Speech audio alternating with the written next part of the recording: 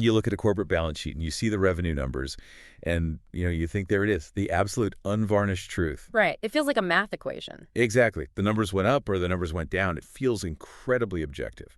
Yeah, but it's a comforting illusion, honestly. We crave that kind of binary certainty, especially in finance. We want to believe that numbers speak for themselves, but they never do. They really don't. No, numbers are always wrapped in words, and those words are incredibly elastic.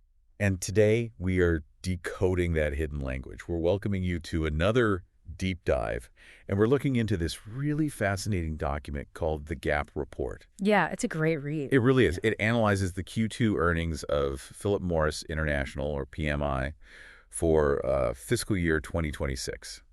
And our mission here is simple but incredibly revealing. We want to compare what the company said they were going to do back in April against what they actually did in July. Okay, let's unpack this. Because if you're an investor or a manager or honestly just someone trying to understand how massive organizations shape reality, this is basically a masterclass in reading between the lines. And what's fascinating here is that the premise of analyzing that gap is just crucial. Earnings calls are rarely about documenting the past quarter. Right, they aren't history lessons. Exactly. They are meticulously choreographed performances designed to secure a future narrative. When a global corporation alters its vocabulary over a 90-day window, every single adjective and omission has been stress tested by a gauntlet of lawyers and executives. NPR teams, yeah. Oh, absolutely. It's a diagnostic look at corporate anxiety and ambition. So before we dig into the anxiety and the shifting narratives, we really should establish the baseline. We need to look at what went exactly according to plan, the actual hardware they delivered. Yeah, the physical products. Right. Because back in April, PMI told the market they had some structural gaps in their nicotine pouch portfolio, specifically with their ZYN brand. And by July, they had filled those gaps. They launched ZYN Ultra in a 9 and 11 milligram moist variants. With lower strength and dry formats rolling out right on schedule, too. Yeah, exactly, on schedule. They identified a strategic vulnerability, basically lacking options in the higher strength and specific flavor segments, and they navigated the regulatory hurdles to get those products on shelves. It was a textbook execution of product innovation. And they backed it up with the physical infrastructure, too. They promised Wall Street they would ramp up their U.S. manufacturing footprint, specifically bringing that Aurora facility in Colorado online. Right. Come July, full-scale commercial production began. No supply chain excuses, no permitting delays, just boom, done. And we saw that same operational precision internationally. Take their heated tobacco product, IQOS, in Japan. April 1st brought an excise tax hike. And let's talk about the mechanics of that for a second. Please do. When a tax increase is announced, consumers don't just passively absorb it. They rush out to stockpile the product at the cheaper price. Right. They buy a ton of it before the price goes up. Exactly. Yeah. In retail, this is known as pantry loading. It creates an artificial, massive spike in sales right before the tax hits, followed by an inevitable slump immediately after. And if you don't warn Wall Street about that slump, algorithmic trading systems and nervous investors will just see a drop in sales volume and panic, right? Precisely. You have to manage the expectation. And PMI modeled this phenomenon perfectly. In April, they broadcast the impending slump. By July, they confirmed the reversal happened just as they predicted. The numbers were pretty spot on. Yeah, adjusted in-market sales declined by 3.4%. But once you strip away the distortion of that pantry loading, the underlying growth was actually a positive 1%. Oh. Furthermore, they prepped the market for another upcoming tax hike in October. And here is the really vital detail. PMI's requirement to pass that tax on to the consumer is much lower this time. Oh, interesting. They are looking at closer to a 20 yen pass on instead of the 40 yen everyone anticipated back in April. So they don't have to raise prices on their customers as aggressively as their competitors might have to. Exactly. That hands them a massive structural pricing advantage going into 2027. They can either absorb less pain on their margins or they can just squeeze competitors who don't have the same financial cushion. It's a huge win. So looking at this first half of the report, it's like hiring a contractor who actually finishes your kitchen remodel perfectly on time. The cabinets are in, the plumbing works, the permit's cleared. And here's my question. If they delivered on all the hardware, why does the vibe of the July report feel so defensive? Right. It's like you ask the contractor for the materials receipts, and they aggressively change the subject to how great the paint color looks. That's a great analogy. Because the hardware is merely the vehicle, the narrative is the fuel. And the fuel mix changed dramatically because the underlying sales reality was shifting under their feet. Let's look at the actual volume of products moving then, because this is where the story shifts from the delivery of the products to the sales and marketing reality. In April, PMI's chief financial officer, Emmanuel Babo, was incredibly bullish. Very bullish. He projected that this new ZYN Ultra product would bring, quote, renewed momentum. He casually tossed out a 5 to 6% growth rate. Fast forward to July, and that language gets a serious downgrade. Yeah, a very noticeable downgrade. It went from renewed momentum to broadly stable to slightly growing. And then Babo explicitly warned analysts not to overplay the first 2 weeks of ZYN Ultra. Wait, a CFO proactively telling Wall Street to chill out and lower their expectations about a major product launch? Yeah. Why would he do that unless he already has the internal data showing the early sales numbers aren't going to blow the doors off? He wouldn't. That is a deliberate dampening of expectations. If we connect this to the bigger picture, the raw number of cans flying off the shelves was not telling the triumphant story they mapped out in April. The mathematical reality of brand renewal got much more modest, even with new products hitting the shelves. So if you're a CFO staring at soft volume data, your job is to change the conversation before the analyst realize the momentum has stalled. You elevate a different victory. So the CFO pivots. Mm-hmm. And what does he pivot to? Paperwork. Yeah. Specifically, the MRTP authorization. Why does a regulatory label suddenly become the hero of the earnings call? Because that label is a devastating commercial weapon. MRTP stands for Modified Risk Tobacco Product. Securing this designation from the FDA is notoriously difficult. I mean, it requires mountains of epidemiological data. It's not just a rubber stamp. No, not at all. Back in April, PMI treated this application like a bureaucratic footnote. But by July, they won authorization for 20 SKUs. Let's clarify that real quick for anyone not swimming in retail acronyms. SKUs are stock-keeping units. Basically, the distinct individual products on the shelf, like different flavors, different nicotine strengths. Thank you, yes. So having 20 of these distinct products authorized under the MRTP allows PMI to legally claim in their marketing that using ZYN puts consumers at a lower risk of mouth cancer, heart disease, stroke, and lung cancer compared to smoking cigarettes. That is a massive competitive moat. Huge. If I'm standing in a convenience store looking at 2 pouches and one legally claims to reduce my risk of heart disease while the other just has standard warning labels, I mean, the choice is made for me. Exactly. Babo completely changed his tone on this. He called the authorization the icing on the cake. Back in April, there was no cake. Right. The MRTP went from a regulatory hurdle to a near-term commercial catalyst. But they didn't just stop at the health claim. They paired that massive regulatory win with a brilliant piece of strategic misdirection. Oh, yeah. In April, PMI was vague about ZYN's market position. They vaguely discussed premium leadership and admitted portfolio gaps. In July, they suddenly introduced a highly specific anchoring metric, 57% retail value share. That number was everywhere in the July report. It's classic sleight of hand. While the actual volume of cans being sold is slowing down, they anchor everyone's brain to this big, shiny 57% revenue number. Yep. It's like, don't look at how many units we're moving this week. Look at how much of the total industry revenue we command. And look at this shiny new FDA health claim. It reframes the entire conversation around structural dominance rather than short-term sales momentum. It's an effective smokescreen. But that smokescreen leads us to a massive structural shift in how the company operates. Right, because if your volume is softer than expected, you have to aggressively invest in marketing to push the product. You need heavy promotion. Which requires a mountain of cash. Exactly. So where is that money coming from and where is it going? In April, Babo made a very explicit promise to Wall Street regarding SG&A. And for the uninitiated, SG&A is selling general and administrative expenses. Right, the overhead. It's essentially the everyday costs of running the business, paying the staff, and crucially, marketing the products. Babo promised that this spending would moderate in the second half of the year. He told them the heavy investment phase was temporary. But then July rolls around. And they pull a total 180. They announce a massive step up in SG&A spending. They're pouring fortunes into a new brand campaign called When It Clicks. They're funding the new MRTP marketing blitz. And they're prepping the ground for a massive future U.S. launch of IQS Ilulima. That is a lot of spending. It is. How are they paying for all of this without completely nuking their profit margins? By quietly leaning on a surprise windfall from the oldest, most stigmatized part of their portfolio, combustible cigarettes. This detail blew my mind. They reported a 1.1% growth in old-school cigarette shipments. The entire market model expected those numbers to decline. Right, everyone thought they were shrinking.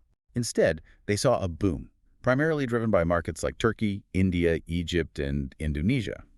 So they're essentially using the massive profits from a gas-guzzling classic car to fund the R&D and marketing for their shiny new fleet of electric vehicles. That analogy perfectly captures the internal economic engine of the company right now.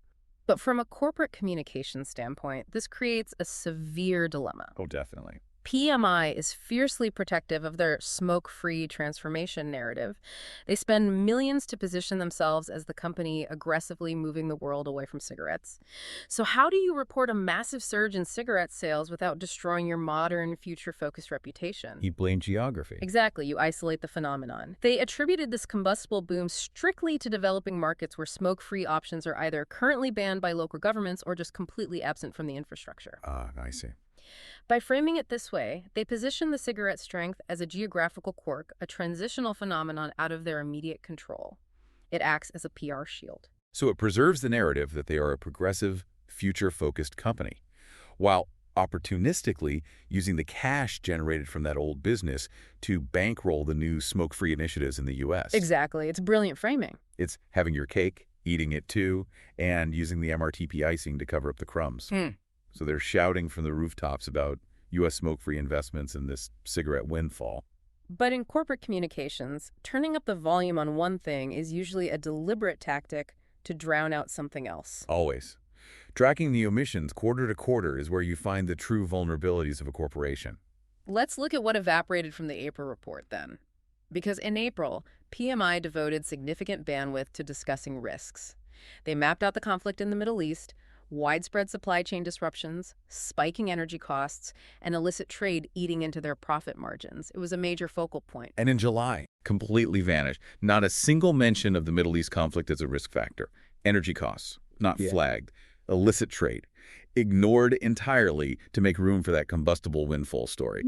Here's where it gets really interesting. Is this just normal corporate amnesia, or is this a deliberate magic trick?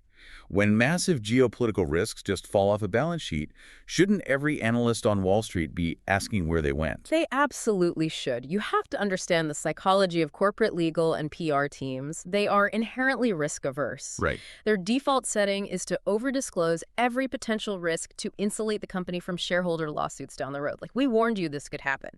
So for a major named geopolitical conflict to evaporate entirely from the prepared remarks just 90 days later, it means a deliberate, high-level executive decision was made. The topic no longer served the narrative. Exactly. They needed a clean, streamlined story about investing heavily in the U.S. smoke-free market.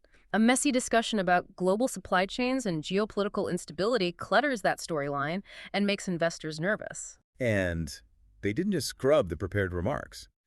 The analyst Q&A session at the end of the call was a masterclass in executive evasion. The Q&A is the crucible. Executives can script their opening monologues, but they can't entirely script the analysts whose job is to poke holes in the narrative. Well, let's look at how that dynamic played out. Because analysts don't ask questions just out of curiosity, they ask trap questions. Let's start with Fanum Baig from UBS. He zeroes in on ZYN's pricing. Yeah, tricky topic. Very. ZYN carries a premium price compared to cheaper competitor pouches. And in a squeezed economy, consumers tend to downtrade to save money. So Baig asks a very pointed question. When you talk about optimizing ZYN's price, are you talking about closing the price gap on your flagship products so you stop losing market share to cheaper competitors? It is a lethal question. If PMI starts aggressively discounting their premium product to maintain volume, their profit margins collapse. Right, the stakes are huge. And I read Emmanuel Babot's response to this, and I had to read it 3 times. I felt like I was back in a college lecture hall. He gave this incredibly circular answer. He just said, optimizing means finding the price point where volume and bottom-line growth are maximized. Wow. Yeah, my eyes glazed over. It took me a second to realize he didn't answer the question at all. He completely dodged the issue of their flagship product's vulnerability. He deployed a textbook economics definition to neutralize a highly specific strategic threat. He refused to acknowledge the price gap. Then Bonnie Herzog from Goldman Sachs steps up to the plate. She asks a very reasonable question about all this new SG&A spending. She wants to know how much of this new U.S. investment is going to be promotional spend. Right, meaning coupons and discounts. Exactly. Are you just going to issue a flood of coupons and discount ZYN heavily to win back consumers? Which, again, signals weakness for a premium brand. Babeau completely deflects. He says he won't comment because discussing promotional spend would be anti-competitive. It is a brilliant rhetorical shield. He invokes a legal and ethical boundary, the specter of anti-competitive collusion, to shut down a standard financial inquiry about marketing budgets. No analyst is going to push an executive to violate competition laws on a recorded line. No, of course not. It stops the line of questioning dead in its tracks. And finally, Eric Serrata from Morgan Stanley goes after the international market. He points out that Japan Tobacco, a major rival, had been gaining serious market share in the heated tobacco space. What does Babeau say? He claims it's, quote, not easy to read what's going on and says they need to wait for the dust to settle. Look at the behavioral pattern here. When the news is triumphant, like the MRTP authorization, they offer highly specific granular metrics like that 57% retail value share. Yeah, they know the exact decimal point. They have total clarity. But the moment the news is complex or threatening, like flagship price gaps, heavy promotional discounting, or Japanese competitors gaining ground, suddenly the landscape is too hard to read. The dust needs to settle. All of this selective clarity, the dodged questions, the evaporated risks, the flashy percentages, it all culminates in the most baffling financial takeaway of the entire July call, the unchanged guidance. The guidance paradox. This is where the mathematical reality and the corporate narrative violently collide. Let's lay out the raw metrics. PMI had a staggering first half of the year. H1 delivered 5.3% organic revenue growth. Organic operating income, which is basically the profit they generate from their core business operations, stripping out things like currency fluctuations or acquisitions, that was up 6.1%. Huge numbers. And earnings per share, or EPS, the actual profit generated for every single share of the company someone owns, shot up 15.6% in dollar terms. Babeau literally described the U.S. market conditions as an alignment of planets. You do not get more bullish than planetary alignment. Right. Yet, they refuse to raise their full-year financial guidance. I don't get it. If the planets are aligned and revenue is crushing expectations, why won't you raise your end-of-year targets? Are they hiding behind this excuse of strategic investment because they are secretly terrified of a collapse in the second half of the year? It is less about terror and more about leverage. It is the ultimate luxury for a corporation. If you bank a massive, unexpected windfall in the first half of the year, you've essentially bought yourself a war chest. Okay, I see where you're going. But they're asking the market to accept two entirely contradictory ideas simultaneously. First, that this is a moment of unprecedented, explosive opportunity requiring massive investment. And second, that their end-of-year financial targets shouldn't move an inch. By holding the guidance steady, they are writing themselves a blank check to spend aggressively on marketing, SG&A, and infrastructure in the second half of the year. Oh, wow. They know that even with those massive margin-eating expenses, they will still comfortably hit their original lower bar targets. So they get to spend heavily to fix their volume problem without punishing the stock price for missing an elevated target. Yeah. It's brilliant. But there is one final massive variable here that changes how we must view this entire July report. This was Emmanuel Babeau's final earnings call as CFO. Yeah, a major transition. He is stepping down in August, passing the baton to Massimo Andolina, who was serving as the regional president for Europe. That executive transition is the lens through which every omission, dodge, and metric in this deep dive really has to be viewed. Because earnings calls are not math equations, they're framing exercises. PMI delivered the physical hardware they promised the ZYN variants to the Colorado factories. But when the sales volume didn't match the April hype, they completely shifted the narrative. They moved our attention away from slowing volume and anchored us to a shiny 57% value share metric and a new FDA health claim. They used a surprise cash windfall from their stigmatized cigarette business to bankroll their smoke-free future, blaming geography for the inconsistency. And they erased their own geopolitical risk assessments from 3 months prior to keep the story clean. They took the messy, volatile reality of running a global business and painted over it with a seamless narrative of strategic acceleration. Which brings us to the core tension of any corporate handoff. And this raises an important question. Since Massimo Andolina is taking over the CFO role in August, you have to ask yourself how much of this July report was just Emmanuel Balbo sweeping the messy realities under the rug for the new guy to deal with? Yeah, leaving him holding the bag. He dodged the true cost of the U.S. price gap. He glossed over the slowing volume momentum. He invoked the alignment of planets while exiting stage left. Yeah. So when the next quarter rolls around and Andolina is the one sitting in the hot seat, will those evaporated narratives suddenly reappear? That's the billion-dollar question. Will the Middle East conflict, supply chain issues, or intense competitor discounting suddenly resurrect as the new CFO's excuse to reset expectations and buy himself some breathing room? The ultimate corporate reset. The X-ray machine is broken, and we're left staring at the murky waters of diagnostic reality. Thank you for joining us on this deep dive. The next time you read a headline about a company's massive success or their alignment of planets, don't just blindly accept what they are shouting from the rooftops. Ask yourself, what did they just stop talking about?